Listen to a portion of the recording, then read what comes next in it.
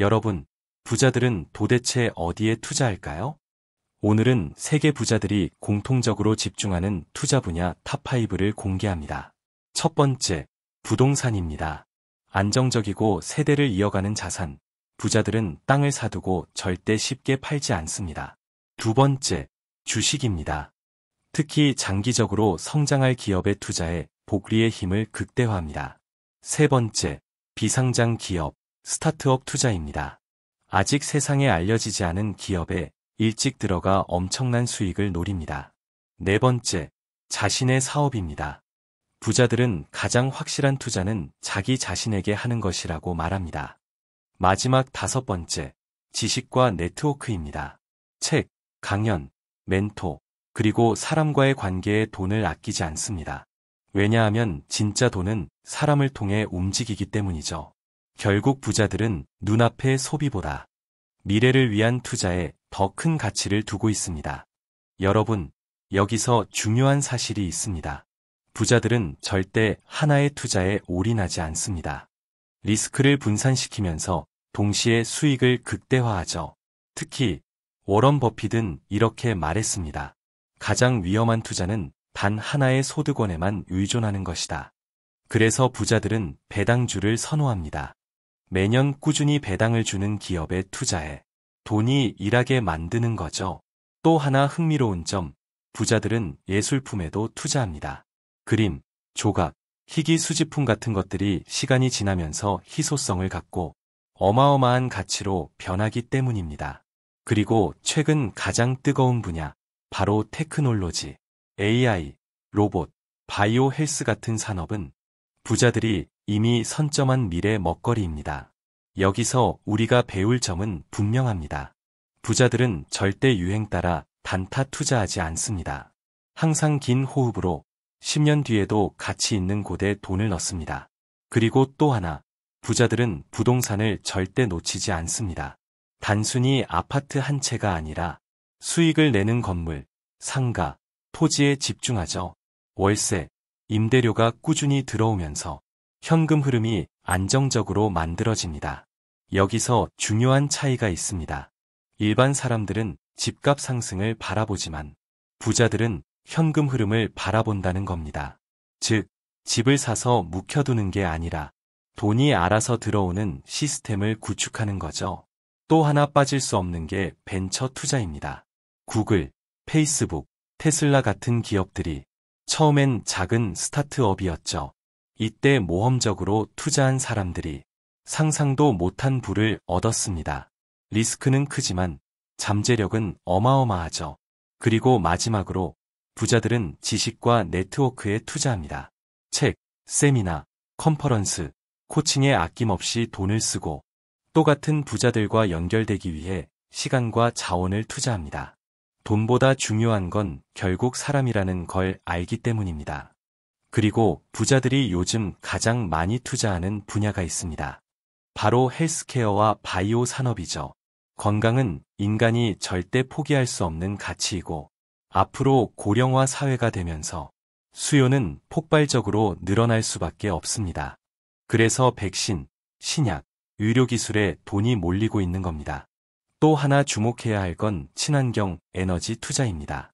석유, 석탄 같은 전통 에너지는 사라져가고 태양광, 풍력, 전기차 배터리 같은 신재생 에너지가 새로운 돈의 흐름을 만들고 있습니다. 일론 머스크가 전기차에 집중한 이유도 결국 같은 맥락이죠. 그리고 요즘 부자들이 놓치지 않는 게 데이터와 인공지능입니다. 아마존, 구글, 메타, 엔비디아 모두 데이터와 AI로 돈을 벌고 있죠. 앞으로 AI는 전기와 인터넷처럼 없어서는 안 될 인프라가 될 겁니다. 부자들은 이미 이 흐름에 올라탔습니다. 마지막으로 부자들은 문화와 엔터테인먼트에도 투자합니다. 넷플릭스, 디즈니, BTS 같은 글로벌 콘텐츠가 엄청난 수익을 내는 걸 직접 봤기 때문이죠. 사람들은 빵만으로 살 수 없고 즐길 거리도 필요합니다. 그래서 음악, 영화, 게임, 스포츠 구단까지 부자들의 투자처가 되고 있는 겁니다. 그리고 부자들이 정말 무서운 이유는 일반인들이 관심 두기 전부터 투자한다는 겁니다. 우리가 뉴스에서 접할 때쯤이면 그들은 이미 몇 배의 수익을 올리고 있죠. 대표적인 예가 비트코인과 블록체인입니다.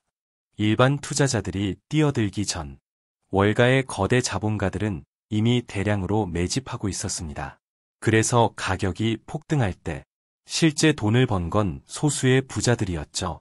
또 한 가지, 부자들은 우주 산업에도 돈을 넣고 있습니다. 스페이스X, 블루오리진 같은 기업들의 천문학적인 자금이 몰리는 이유는 단순합니다.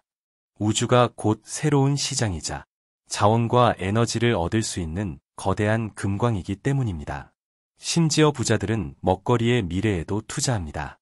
인공고기, 대체 단백질, 스마트 농업 같은 분야죠. 단순히 돈을 버는 게 아니라 앞으로 인류가 반드시 필요로 할 것에 선점하는 겁니다. 여기서 중요한 사실은 부자들은 늘 10년 뒤를 보고 투자한다는 점입니다. 우리는 내일 오를 주식을 찾지만 그들은 내일이 아니라 2035년, 2050년을 보고 있습니다. 이 차이가 결국 부자와 보통 사람을 갈라놓는 겁니다. 그리고 또 하나 흥미로운 점은 부자들은 항상 위기를 기회로 본다는 겁니다. 우리가 위기라고 두려워할 때 그들은 오히려 투자를 늘립니다. 예를 들어 2008년 금융위기 때 대부분 사람들은 주식을 팔고 도망갔지만 워런 버핏은 정반대로 미국의 대기업들에 수십억 달러를 넣었습니다. 그 결과 경제가 회복되자 엄청난 수익을 챙겼죠. 코로나 팬데믹도 마찬가지입니다.